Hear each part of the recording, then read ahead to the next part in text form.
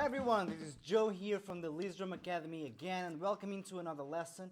Today I want to talk about the boogeyman, an odd time meter named 7/8. The devil, it's not. Alright, so 7/8. First of all, what is it? We need to understand what the 7 and the 8 stand for.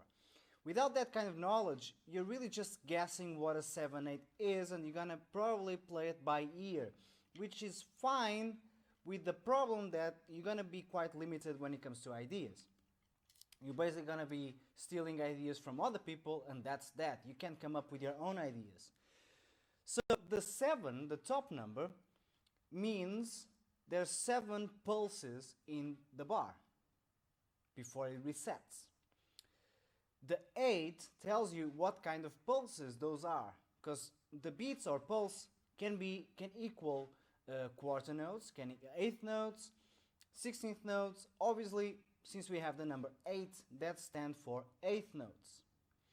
So, in other words, and to recap, a 7/8 is nothing but a bar that is 7 eighth notes long. So let's use a 4/4 as an example. If you are already used to count eighth notes when playing 4/4 in 4/4, you're going to be counting 1 and 2 and 3 and 4 and 1 and 2, etc., etc. So see this way. A 4/4 can also be an 8/8, okay? 8 eighth notes long. Same thing as 4 quarter notes long.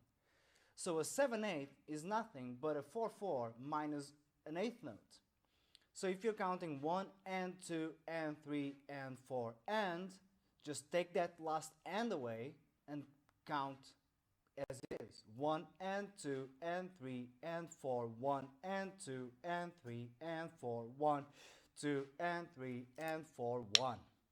So this is the first step to understand the 7/8.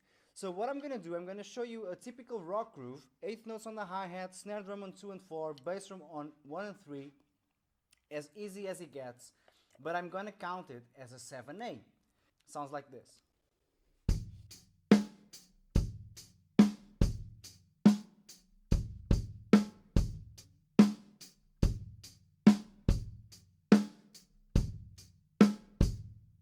Cool, so that's your 7/8, and I'm just thinking as if this was a 4/4 that note shorter. Okay, so how do we think 16th notes? Same thing. I'm going to count 1 E and a 2 E and a 3 E and a 4 E, 1.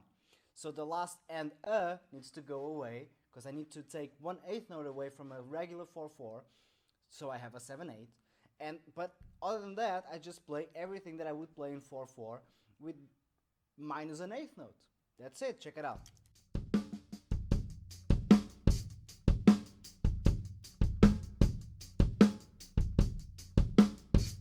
Okay, so that's that for a groove that uses 16th notes on the hi-hat. The next step would be to start working on fills. So I want you to go down memory lane and remember how you started working on fills when you were learning your rock grooves and funk grooves in 4/4. I'm pretty sure you started with pretty standard stuff like eighth notes or 16th notes on the snare, and then like playing 2 per drum, going around clockwise, stuff like that. That's exactly what we need to do when learning a new time signature. We can't just go, fast forward and start practicing drum solos in 13/8. It's not going to happen. It's going to be incredibly hard anyway. So what I'm going to show you is 1 bar of groove, 1 bar of 16th notes on the snare only as singles in 7/8. Check it out.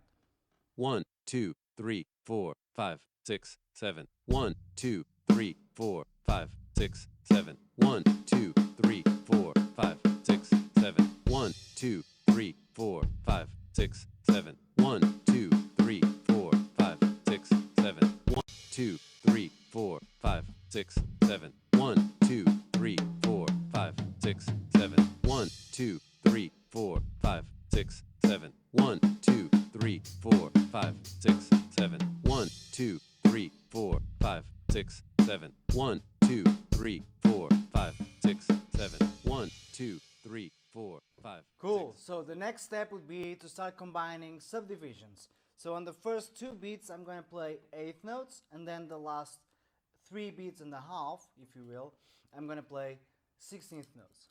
Check it out. 1, 2, 3, 4, 5, 6, 7. 1, 2, 3, 4, 5, 6, 7. 1, 2, 3, 4, 5, 6, 7. 1, 2, 3, 4, 5, 6, 7. 1, 2, 3, 4, 5, 6, 7. 1, 2, 3, 4, 5, 6, 7. 1, 2, 3, 4, 5, 6, 7. 1, 2, 3, 4, 5, 6, 7. 1, 2, 3, 4, 5, 6, 7. 1, 2, 3, 4, 5, 6, 7. Cool. So, for example, we can also use triplets. So I'm going to play one bar of groove. The first two beats are going to be eighth note triplets, and then filling the rest with 16th notes. Check it out. 1, 2, 3, 4, 5, 6, 7. 1, 2, 3, 4, 5, 6, 7. 1, 2, 3, 4, 5, 6, 7. 1, 2, 3, 4, 5, 6, 7. 1, 2, 3, 4, 5, 6, 7. 1, 2, 3, 4, 5, 6, 7. 1, 2, 3, 4, 5, 6, 7. 1, 2, 3, 4, 5, 6. And there you go. So my suggestion is that you start working on simple ideas and then try to use different rudiments, use some doubles, use some paradiddles. Remember that you just need to adjust it to a 7/8. And if you make always a relation to a 4/4 and you make that connection and realize, okay, this is nothing but a 4/4, which I'm very comfortable with, minus an eighth note, it's going to be much, much easier. Of course, you can always count 1, 2, 3, 4, 5, 6, 7, 1, 2, 3, 4, 5, 6, 7. That's fine. I just feel that this approach is more familiar, so it feels better and it's less confusing for me, for my students. And that's that for today's lesson. But I want to let you know that I'm going to be shooting a second video on the 7/8 stuff. But that time, well, this time with stickings that are naturally sevens. So I'm going to use stickings that resolve after 7 notes, like as a paradiddle resolves after 8 strikes, these stickings resolve after 7. So that's going to help you a lot, making your 7/8 phrasing a lot more fluid and a lot more 7y. So please come back for part 2 of the 7/8 series, and I'll catch you guys later. Bye bye. Take care.